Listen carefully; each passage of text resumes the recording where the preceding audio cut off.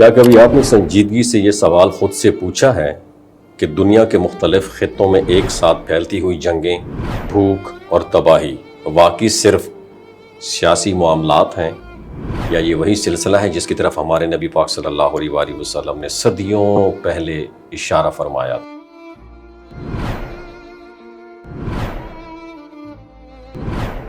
کیا آج کی یہ حالات محض اتفاق ہیں یا کسی بڑی حقیقت کی طرف اشارہ کر رہے ہیں جسے ہم نظر انداز کر رہے ہیں؟ نبی کریم صلی اللہ علیہ وآلہ وسلم نے قیامت سے 30 سال پہلے کے چند اہم واقعات بتائے تھے جو حرف بحرف پورے ہو رہے ہیں۔ اگر ہم آج کی دنیا پر نظر ڈالیں تو ایک بے چین کر دینے والی تصویر سامنے آتی ہے، اور وہ ہے ایران کے حوالے سے۔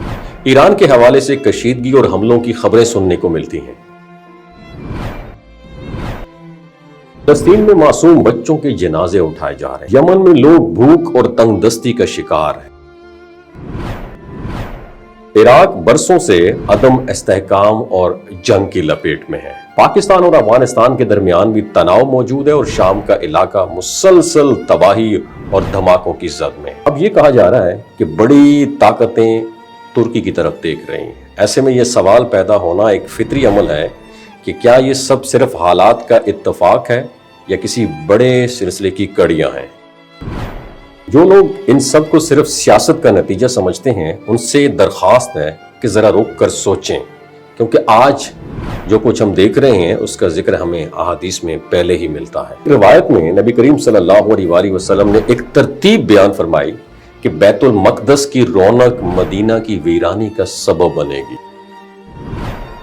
پھر مدینہ کی ویرانی ایک عظیم جنگ کی ابتدا ہوگی، اس کے بعد قسطنطنیہ فتح ہوگا اور پھر دجال کا خروج ہوگا، اس کے بعد قسطنطنیہ فتح ہوگا اور پھر دجال کا خروج ہوگا۔ اگر ہم اس ترتیب کو آج کے معاملات پر رکھ کر دیکھیں تو معاملہ بہت سنجیدہ محسوس ہوتا ہے۔ بیت المقدس، خاص طور پر مسجد اقصی، آج عالمی توجہ کا مرکز ہے۔ دنیا بھر کی نظریں اسی خطے پر مرکوز ہیں اور یہ مسئلہ مسلسل زیر بحث ہے۔ احادیث میں یہ بھی بتایا گیا کہ جب یہ فیز مرحلہ آئے گا تو اس کے بعد واقعات تیزی سے ایک دوسرے کے پیچھے آئیں گے، جیسے تسبیح کے دانے ٹوٹ کر بکھر جاتے ہیں۔ صرف ماضی کی باتیں نہیں ہیں بلکہ وہ سچائیاں ہیں جو ایک سچے نبی صلی اللہ علیہ وآلہ وسلم نے بیان فرمائی۔ شام، عراق اور یمن کی موجودہ حالات دیکھیں تو یہ تینوں خطے طویل عرصے سے مشکلات اور تباہی کا شکار۔ عراق میں جنگ کے اثرات آج بھی باقی ہیں، یمن میں قحط ہے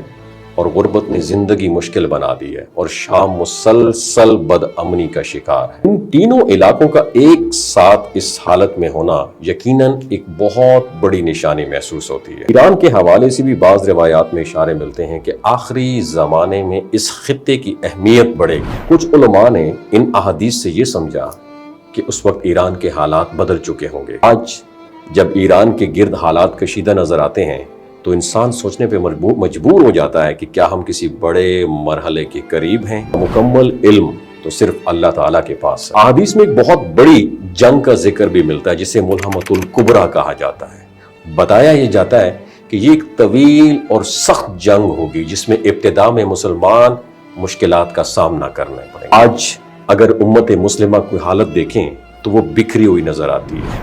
فلسطین، کشمیر، یمن اور شام، ہر جگہ مسلمان آزمائش میں ہیں۔ ایک مضبوط قیادت کی کمی محسوس ہوتی ہے اور یہی وہ وقت بتایا گیا ہے جب امام مہدی علیہ السلام کا ظہور ہوگا۔ امام مہدی علیہ السلام کے بارے میں یہ ذکر ملتا ہے کہ وہ نبی صلی اللہ علیہ وآلہ وسلم کی فیملی میں سے ہوں گے اور ان کا ظہور اچانک ہوگا۔ وہ کسی مہم یا اناؤنسمنٹ کے ذریعے سامنے نہیں آئیں گے بلکہ اللہ تعالیٰ ایک ہی رات میں انہیں اس رسپانسبلٹی کے قابل بنا دے گا اور لوگ انہیں خود پہچان لیں گے، اور وہ ایک نہایت مشکل دور میں مسلمانوں کی رہنمائی کریں گے۔ اسی سلسلے میں غزوہ ہند کا بھی ذکر آتا ہے۔ حضرت ابو ہریرہ رضی اللہ تعالیٰ عنہ سے روایت ہے کہ نبی پاک صلی اللہ علیہ وآلہ وسلم نے اس سے ذکر فرمایا۔ بعض علماء کے مطابق اس میں برصغیر کے علاقے بھی شامل ہو سکتے ہیں جن میں آج کا پاکستان بھی شامل ہے۔ اور یہ بھی کہا گیا کہ یہ معاملہ ایک سے زیادہ بار پیش آ سکتا ہے۔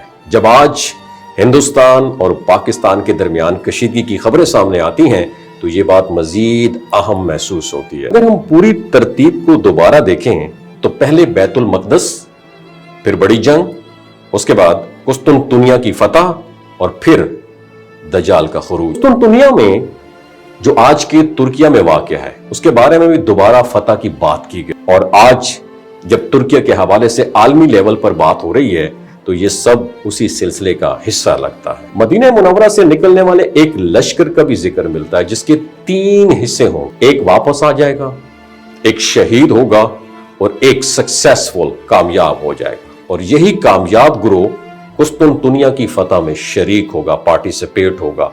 लेकिन फतह के बाद जब वो खुशी मना रहे होंगे तो दज्जाल के आने की खबर मिल जाएगी और उस वक्त दज्जाल का खुरूज होगा। दज्जाल का खुरूज शाम और इराक के दरमियान किसी भी इलाके से होगा। वो लोगों को आजमाइश में डालेगा और ऐसी चीजें दिखाएगा जो लोगों को हैरान कर देंगे। कौन सी चीजें?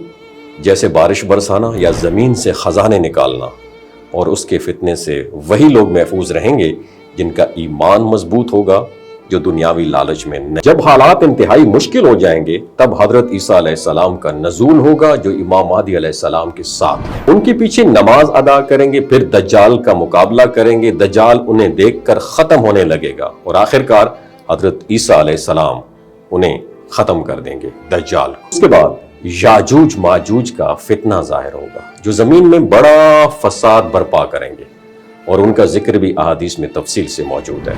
ये तमाम बातें हमें याद दिलाती हैं कि असल तवज्जो अपने ईमान, अपने आमाल और अपने अल्लाह से ताल्लुक़ पर होनी चाहिए, क्योंकि हालात जैसे भी हों कामयाबी उसकी है जो हक पर कायम रहे और अपने रब से जुड़ा रहे। वमा अलैना इल्लल बलागुल मुबीन। अगर ये वीडियो आपको अच्छी लगी हो तो शेयर ज़रूर कीजिएगा।